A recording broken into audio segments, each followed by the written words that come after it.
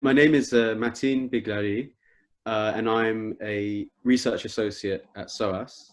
And I just recently finished my PhD also at SOAS in That's great. history. Okay, thank you. What is your topic of research? Basically, it's a history of Iran's nationalization of oil in 1951 from below.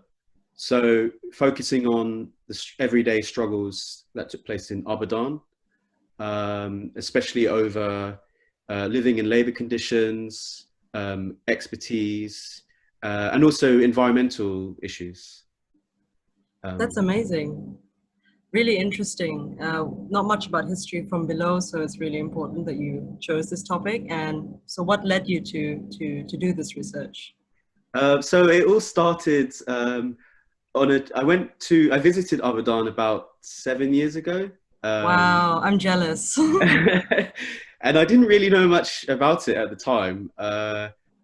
We were sort of just going on a family trip around Khuzestan, and when I went there, I was like, "What is this place? It's unlike anywhere else in Iran that I'd been to, and it looked so much like a British town, parts of it, with all the bungalows and the hedgerows." So I was like really curious, what was the story behind it, and that led me to the work of people like Kaveh Esani and Rasmus Elling, who sort of were really important in the revealing the history of Abadan. Right. And I was always like interested in social history of Iran, of modern Iran. And so when I was sort of looking for a PhD topic, it kind of made sense to focus on Abadan because, because of the oil company, there's so many sources, and the work of, Kaveh Sani, Rasmus Elling, and also the research group in Amsterdam. So that was Turaj Atabaki, Maral Jafrudi, and Peyman Jafri, and also Kaveh. Yes, of So they course. showed that what was possible, in terms of social history of Abadan. So that's sort of how I got into it. But also at the same time, I was interested in this kind of this issue of expertise as well, and this sort of oil expertise. So that was from reading Timothy Mitchell's Carbon Democracy, and sort of like revealing how political arrangements are built into sort of technical infrastructures for it. Because I don't know anything, I didn't know much about oil in the first place, but I was interested in the political dimensions of it in terms of how they were built into the infrastructures.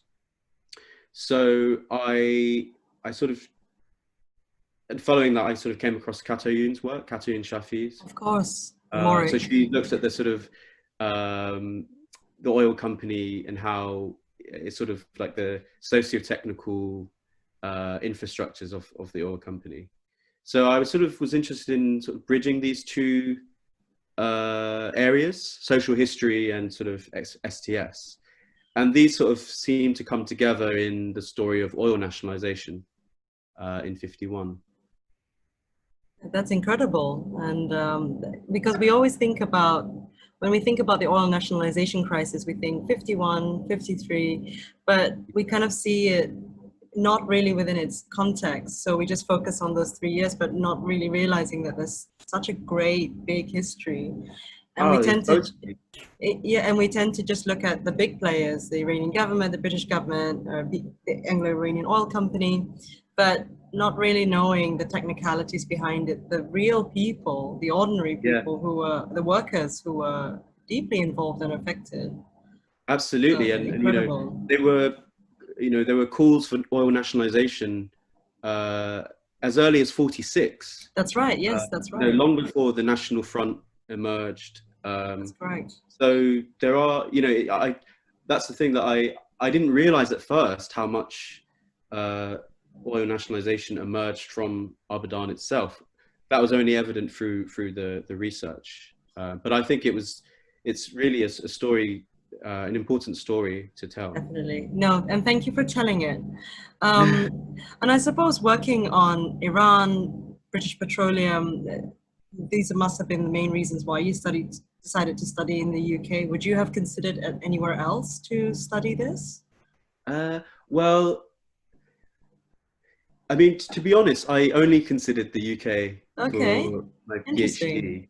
PhD. Partly because, as you said, I mean, the sources, It's all you know, the here. BP Okay. archive, the British Sure. National Archive, those are my main archives. Archives, yeah. So it makes sense to be here. Yeah, and also I didn't want to be too far from home. Sure. But Yeah. also, I mean, on reflection, I suppose it was the right choice in the sense that I think in the UK, at least, you do have a lot of you. I mean, obviously it depends on your supervisor, Sure, but sure, you can have a lot of freedom to sort of sure. take it where you want, Yeah, sure. which I enjoyed. Yeah, Yeah, that's nice that you have that. I think that's the thing about doing a PhD in the UK. You've got a lot of freedom. On yeah, one hand, that's great because that means we've got a lot of academic leeway to do whatever we want, to pursue different avenues. But on the other hand, it can be a bit lonely because you really are yeah, the only person yeah. doing That's what you're the flip doing. side of it. And Yeah, you're quite, yeah. it comes at a price, I Yeah, suppose. absolutely. Yeah, it hasn't been. Yeah, it hasn't been easy. No. Yeah. And just a final question, and what are your thoughts on Iranian studies as an academic field in the UK? Well, I mean, to be honest, it was. I suppose it was Iranian studies in the UK that really first got me interested in Iranian Okay, history. Like right, people like Stephanie Cronin and sure. Vanessa Martin, like the social history. Yeah, And right now, I think it's really flourishing, and it's being taken in really uh, exciting areas. So especially when you think about the people studying sort of like the transnational dimensions, you know, especially there's so much good work on Iran during the Cold War at the moment, looking at, you know, Iran's place in, you know, its relation to third worldism, and I know your work as well. oh, thank you. Interesting. So I think, I mean, and then also there's people studying, you know, environment, infrastructure, like Katayun. So I think it's really exciting where it's going.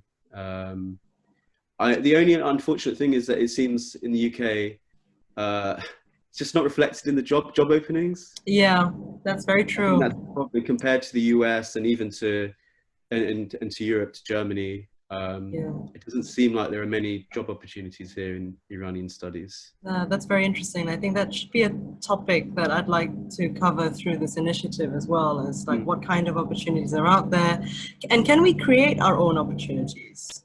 Yeah, You that's know, exactly and what I was thinking. Yeah, yeah. I it's mean, for example, interesting. Yeah. this collective you set up, like, thank you so much, by the No, way. that's okay. That's okay.